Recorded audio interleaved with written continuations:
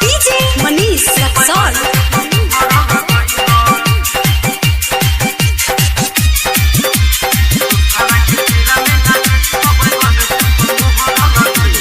मांगिले आशीष चाचा हमक जितई हो मांगिले आशीष चाचा हमक जितई हो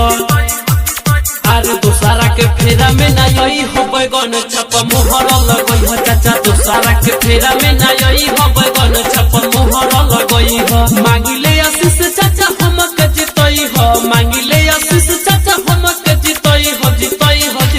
हो दूसरा के फेरा में ना यही हो बैगन छप मोहर लगई हो चाचा दूसरा के फेरा में ना यही हो बैगन छप मोहर लगई हो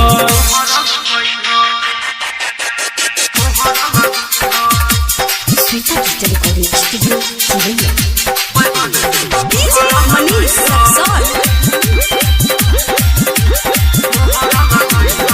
सुनय चाचा सुनय माई केहू के बात में ना यही हो बात चुनाव चिन्ह 6 नंबर पर ओही पर बटन दबई हो अपना बेटावा के आगे बढ़ई हो बैगन छप मोहर लगई हो चाचा दूसरा के फेरा में ना यही हो बैगन छप